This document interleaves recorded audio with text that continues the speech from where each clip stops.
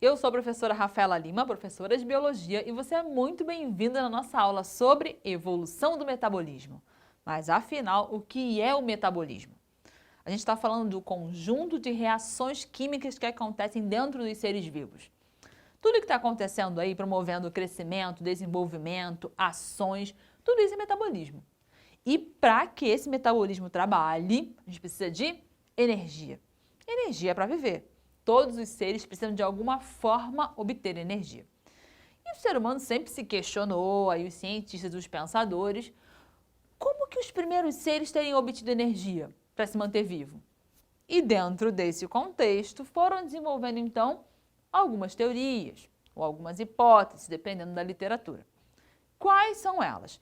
Estamos falando então da hipótese heterotrófica, e quando eu falo de hetero, eu estou falando de diferente, trofismo de alimento, ou seja, aquele que se alimenta de algo diferente, externo ao seu corpo. Ou a hipótese autotrófica, auto próprio, trofismo alimento, aquele que produz seu próprio alimento. A hipótese heterotrófica tem sido bastante trabalhada já há um bom tempo. Ela considera que os primeiros seres seriam seres fermentadores. Seres fermentadores não precisam de oxigênio para produzir energia. Eles vão então utilizar uma molécula orgânica simples, como é o caso da glicose, para produzir energia. Fermentadores existem até hoje. A gente tem vários produtos do nosso cotidiano que são frutos de fermentação. A gente tem, por exemplo, o vinho, a cerveja, estão utilizando micro-organismos fermentadores, né? Alguns tipos de iogurte. O que eles fazem? Eles então, num ambiente sem oxigênio, eles vão então utilizar a glicose, uma fonte ali de carboidrato, então depende aí do produto, às vezes vai ser do leite, por exemplo, e vai rolar a produção de dióxido de carbono, o gás carbônico, o famoso gás carbônico, né, o CO2, o etanol como um produto e o foco, energia. Ele quer energia. Até o nosso corpo, como um plano B, também faz fermentação. Sabe quando você faz muito exercício físico e depois fica assim meio dolorido, um braço, uma perna? Pela falta de oxigênio suficiente para fazer aquele exercício, nosso corpo pode fazer uma fermentação. A fermentação do tipo fermentação lática. O produto que ela vai produzir não é o etanol, é o ácido lático, que deixa o nosso corpo meio dolorido. Esses micro-organismos que vão fazer a fermentação alcoólica, então o produto vai ser o álcool, o etanol, que é utilizado aí, a gente, né, sabiamente começou a utilizar para diversos fins. Então podemos considerar que os primeiros seres vivos serão seres fermentadores, vivendo num ambiente sem oxigênio, mas já produzindo energia para viver. E que com o aumento desses seres fermentadores, liberando cada vez mais dióxido de carbono, gás carbônico, né, o CO2, o famoso CO2, criou-se então condições para o surgimento dos seres fotossintetizantes, essenciais para a vida na Terra como a gente entende hoje. Os fotossintetizantes, mar, água, florestas, fotossintetizantes trabalhando aí, plantas, algas. O que eles fazem? Eles vão então pegar o CO2, o gás carbônico, junto com a água, numa organela que a gente super conhece hoje, que é o cloroplasto, e dentro desse processo, na presença da luz é essencial, rola a fotossíntese onde há um produto, que é a glicose, C6H12O6, essa aqui, ó, glicose, olha ela aqui, então é a glicose, e mais um subproduto que é o oxigênio. Muito importante para a gente hoje, demais, é esse oxigênio que a gente usa para produzir energia. E como que a gente produz energia? Na forma de respiração celular.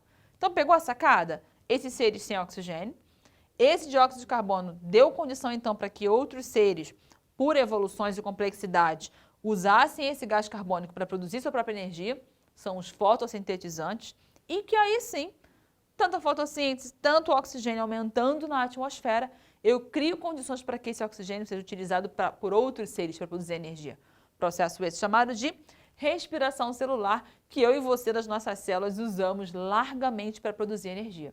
O que vai rolar? A gente pega o oxigênio, repara como é o inverso da fotossíntese. A gente pega o oxigênio, pega a glicose e dentro das nossas células produz a energia. E tem um produto, um resto que a gente libera, que é justamente o gás carbônico.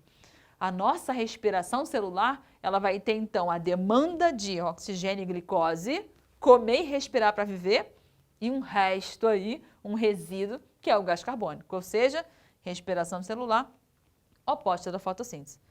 Então, a hipótese heterotrófica considera essa complexidade, que eu comecei com fermentadores, muito tempo depois chegando a fotossintetizantes e muito tempo depois, então, na respiração celular. E a hipótese autotrófica? A hipótese autotrófica, ela tem aí uma série de questionamentos. Pensa-se, por exemplo, como que esse ser, ele teria condições de, na atmosfera primitiva, com tanto bombardeio, como que ele conseguiria se manter produzindo o seu próprio alimento? Mas, dentro dessa hipótese, quais são os argumentos? Como seria esse ser autotrófico? Era um ser autotrófico como as plantas de hoje, fotossintetizante? Não. Era um ser que fazia quimiossíntese. O processo de quimiossíntese é realizado até hoje por diferentes bactérias. E o que rola? Vai se utilizar então de substâncias químicas do ambiente.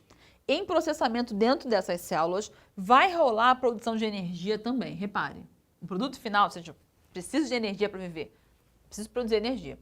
Agora, o meio que eu vou realizar é que vai ser diferente. Por que tem ganhado força e ganhou bastante força?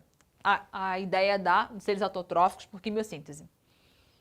Existem uma série de populações de bactérias encontradas, e aí mais tardiamente com as possibilidades do aumento da tecnologia na ciência para estudar o fundo do mar, em regiões nas profundezas marinhas, próximas às fontes hidrotermais. Fontes essas, então, que está rolando ali a liberação de gases, de produto de atividade vulcânica submarina ali, e percebeu-se uma população de bactérias vivendo naquela condição. Ou seja, super escuro, mas elas são autotróficas, elas estão produzindo energia dessa forma. Então, aqui um exemplo, né, de uma das formas que elas vão trabalhar, utilizando então o sulfeto ferroso, mais o gás sulfídrico, isso aí, produto de atividade vulcânica, rolando então a produção de sulfeto férrico, hidrogênio e, claro, da energia que é muito necessária. Então, repara a capacidade do ser de utilizar resíduos liberados ali, gases liberados por vulcões para produzir energia. Considerando que esse é um processo que rola ainda hoje, ganhou força a possibilidade de, vai que tudo começou assim? Será que essa não teria sido, então, a forma inicial de metabolismo? Há ainda alguns questionamentos, mas há também essa corrente. Então, seria, dentro da hipótese autotrófica, que esses primeiros seres seriam quimiosintetizantes. Mais precisamente, a gente chama de quimiolito autotrófico. Aí você fala, o quê? Né? A gente está falando, então, de químio, utilizando substâncias químicas, fazendo a quimiossíntese. O lito, por estar em ambientes rochosos, e autotróficos, a autotrófica, aquele que produz seu próprio alimento. Então, quando você ouvir falar sobre os seres quimiolito autotróficos, quimiolito autotróficos são justamente aqueles que produzem seu próprio alimento nessas condições. Tranquilo? Podemos, então, fechar a nossa aula sobre evolução do metabolismo. Você entendeu a hipótese heterotrófica, entendeu a hipótese autotrófica e, é claro, pausa agora, tira uma foto dessa aula para aprimorar os seus conhecimentos. Ficamos por aqui e até a próxima. Tchauzinho!